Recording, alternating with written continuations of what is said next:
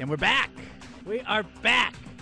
The whole thing's getting all wonky because everybody's chomping at the bit to hear this Chad Ochocinco interview. Now, ladies and gentlemen, if you're not aware, Chad Ochocinco is a 6-time Pro Bowl NFL receiver. We covered him earlier in the show. We have an excerpt of his exclusive interview that will be playing in its entirety tomorrow night between 6 and 8 p.m. on Robert Galinsky's Reality Wanted. But we wanted to give you a little taste of it, and it's pretty intense, cool stuff. But the whole interview is going to be incredible tomorrow night, which I am going to be listening to on Robert Galinsky's Reality Wanted.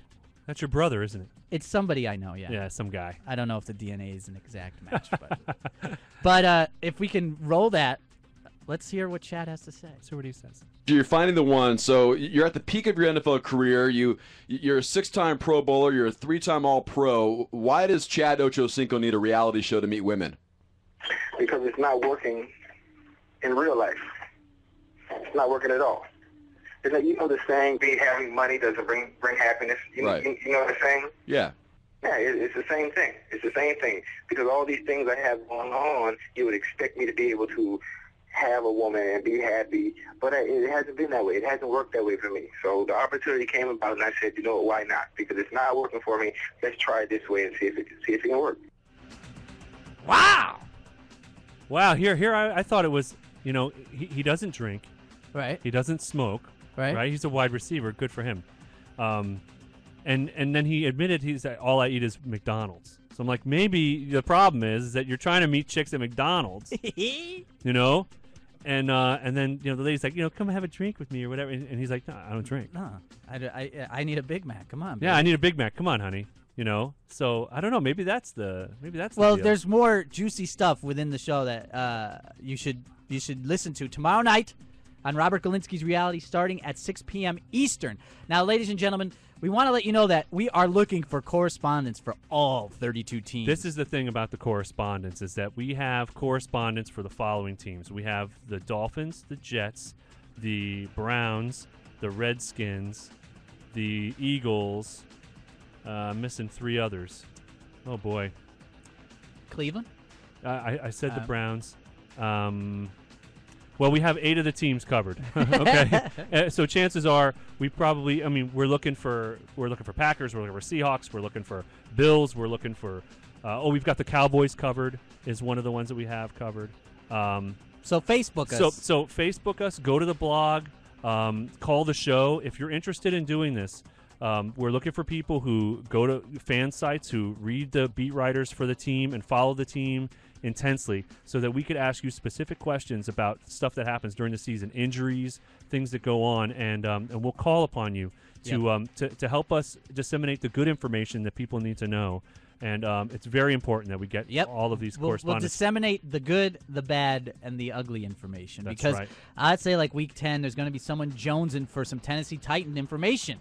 And we're going to go to the source, our Facebook fan who knows the deal. That's right. Now, before we get to the ugly, I wanted to talk just a little bit about the cap you're donning on today. Is it a political statement of some sort? This is for the Cleveland Cavaliers fans. I'm from Miami. I'm very happy on one hand that, LeBronica decided to go and join forces, and there's a triumvirate of guys who are now going to help Dwayne Wade win a title in Miami, and that's a good thing.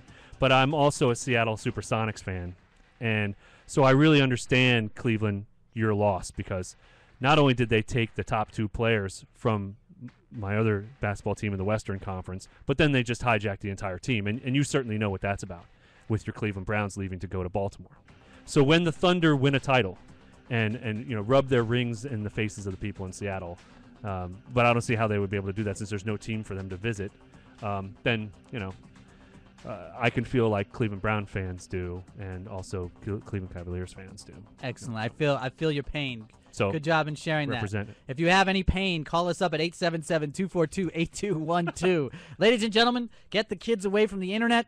We are going through the good, the bad, and now it is time to get ugly. It's true. Well, the worst starting fantasy wide receiver last year played for the Denver Broncos. The Death Star. And Eddie Royal was the worst starting fantasy wide receiver last season. He had 34 fantasy points. Yes, he started all the games last season. It's almost like a Ferris Bueller moment. He was absent 9 times. It's really true. He had 34 points. He had no touchdowns. And he dropped from the number 20 fantasy wide receiver to the number 100 fantasy wide receiver. He started all the games. Ugh. Now, they're saying his head was spinning. He was learning all of the wide receiver spots so he could move around and be more effective. Really? Hopefully he has all that down by now and he could just go out and play, because I don't see how he could do much worse than he did last year. No. But here's something that I read, that I wrote down. Josh McDaniels says he'd make a fine slot receiver. So here's your starting wide receiver, and you're going to say, oh, he's a really good slot receiver. What does this tell you about Josh McDaniel, the coach's estimation of his comprehension of the playbook and his ability to play? I think he thinks Tim Tebow would be a good slot receiver. I think he does. So I know who he does think who would be a really good starting wide receiver. Who's The, that? the guy who we got from the Emperor, Oh. Jabbar Gaffney. Ugh. Jabbar Gaffney is going to be the number 1 wide receiver on the Denver Broncos this season. Ugh, you better tell that to the fantasy football librarian, because she's a huge fan. Jabbar Gaffney. Are you kidding me? And so I have to see this to believe it. You could probably get Jabbar Gaffney in a draft, 12th to 13th round right now. Easily. If you were drafting today. Now, what's going to happen is that somebody's going to see him in the preseason, and he's going to have a couple of good games, and it's going to cost you a 7th or 8th rounder for Jabbar Gaffney. But you know what's funny about the Broncos? What's I that? remember back in the day doing drafts, and people would never want to draft Rod Smith. I drafted that guy late You could all get the him time. all the time. Yeah. It was so weird. Value, man. It was so weird. And Rod Smith potentially is going to be a Hall of Fame receiver. Let me tell you something. Rod Smith figures into my analysis of this team Here we because go. guess who's working with Rod? Guess who Rod Smith is working with in camp? I don't know. The rookie, Demarius Thomas. Ah. This is what Hoodie Jr. is all about, is this Demarius Thomas kid. They had a shot at Des Bryant in the first round in the draft this year, and they passed on him. Why? Why do you think they passed on Des Bryant? Character issues? Character issues. They got rid of Brandon Marshall. Why do you think they got rid of him? Because he slipped on a McDonald's bag and cut his leg because of character issues? Well, he was trying to meet Ocho Cinco. And they were getting together for lunch, and he was late. So when given the opportunity, to draft that guy, he says, I'm going to take a guy without any character issues. I'm going to take Demarius Thomas.